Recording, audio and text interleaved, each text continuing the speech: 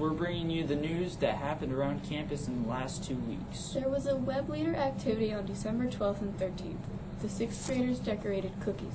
Web Leaders donated most of the cookies, while some materials came from the teachers. There was a lockdown drill on the December 13th. It taught people what to do in the case of emergency. It started at 1:30 and ended a few minutes later. There was the PSAT test for 8th graders on December 14th. It was a practice test preparing them for their SAT in high school, which will help them get into college. Saturday school was on December 16th to make up their absences and missing work. Also, the 18th through the 20th were minimum days for finals and finishing up the semester. The first semester ended on December 20th and everyone's grades were sent out. Winter break was December 21st to January 7th. We hope everyone had a nice holiday break. The January Saturday schools was on the 13th to make up absences and missing work. There was a basketball game for girls at 3:30 on January 10th and boys at 4:30 on the same day. Also, there was an assembly for being safe on social media. It happened on the 9th during 6th period, and it was a huge success. Martin Luther King Day is on January 15th. He was a Baptist minister who was famous for an I Have a Dream speech. That's all for now. Next is our teacher feature. Hello, Ms. Pittman. Hi, Luke. How are you doing? I'm doing great. Happy 2018. Yeah, it's gone by so quick. I know, 8 whole days. Yeah. Well, I was going to ask you some questions. What is your favorite thing to do with STEM? Oh, that's a really hard question. I like things that move. So I really like doing the rockets. I like doing cars, the dragsters. I like it when a lot of things come together, when like there's a little bit of 3D printing, and then there's a little bit of engineering, and then there's a little bit of electronics. So I like it when things are complicated and interesting, but that's just me. That's nice. What do you think the students' favorite thing to do is? I think that students like a lot of the same things. So they like it when things are moving. They like it when there's a lot of different parts to things. But I think it's also when things are a little bit hard, but then they're successful in the end. I think that's the best kind of project, where you have to work at it, but then at the end, it's like you really accomplished something. Yeah, that sounds fun. What have students gained when they're taking your course? My hope is really that students will, my biggest hope is that they find something that they want to do for like a career or with their life, something that they can make money at, something they can make good money at, something that's interesting for them. But even if it's just like maybe finding a hobby, like some kids learn how to use the scroll saw, or some kids get into model rocketry or robots, and then they do that for a few years, or some of them even take it on and do it just as a hobby for their whole life. Something that if I can give a student something that kind of speaks to them, something that they want to stay with, that makes me really happy. It makes me feel like I made a difference for that person. Yeah, that's important going on to that with college. Right, college and a career. Not every student is going to want to go to college, but there's some great, like electricians and things like that, there's some great careers making good money where you don't necessarily have to have that 4-year pathway, and I'm glad I can show some kids that too. Oh yeah, that's very important. What is your toughest aspect of teaching today? Trying to stay current with all the cutting edge technology. Technology changes so fast. Like 5 years ago, having a 3D printer in the classroom, everybody thought was, wow, that's amazing. You're in middle school with a 3D printer.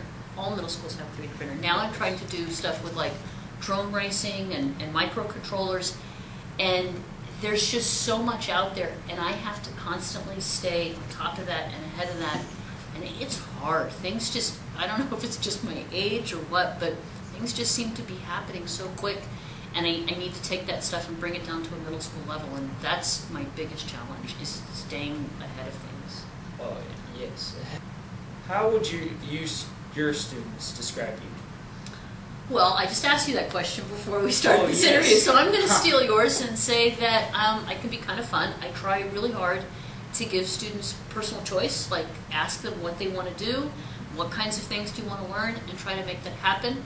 But I have to say, I think they probably think I'm pretty tough too. Like I have high expectations for behavior and work ethic, and it's not always a super easy class. It can be very challenging. So I would say that they describe me as hopefully tough but fair.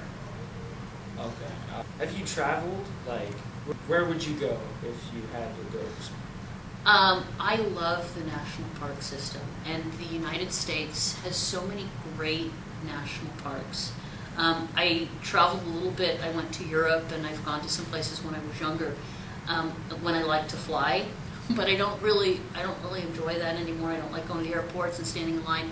But I love long road trips, and you turn the radio up, and you sing on the way there, and then you get to the beautiful national parks. America has just such great and diverse things to look at, from Yosemite to Monument Valley to the deserts, Florida. There's just so much to see in this country. So I would say I'm an outdoor kind of traveler. That's what I like to do. That's nice. Well, thank you for having us interview you. All right, no problem. Thanks, Luke. Appreciate it. Okay guys, today we are going to make the project on the ceiling. So do you see these? We're going to decorate the room since you guys are in detention, okay? I want you guys all to be quiet, stay seated, and may you please take off your heads. Thank you. Okay. Oh. Did you just throw this at me? No. Okay. That's what I thought. Okay, class.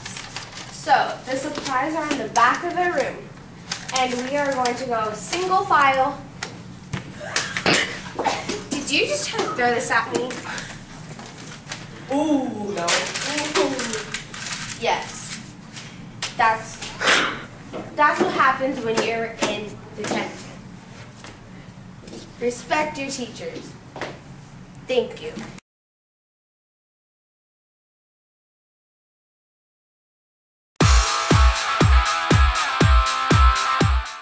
Breath. Okay, stand closer together.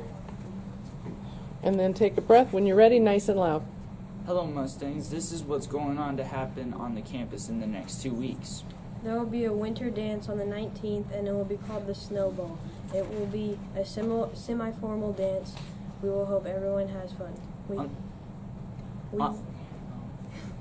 We hope everyone has fun.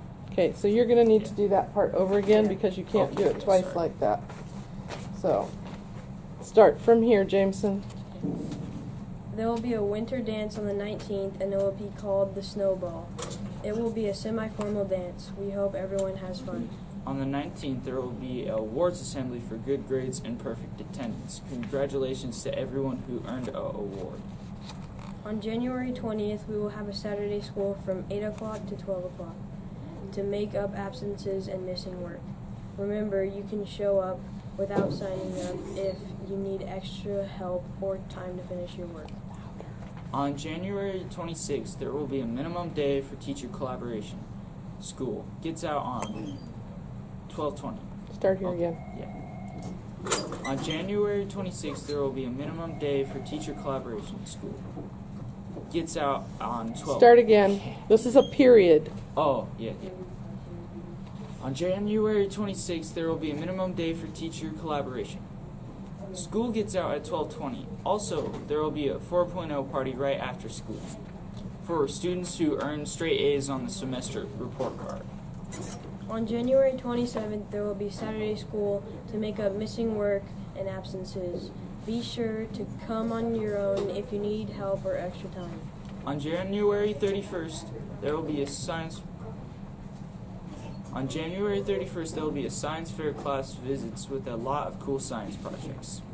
That's all for now. Next up is Kids on Campus.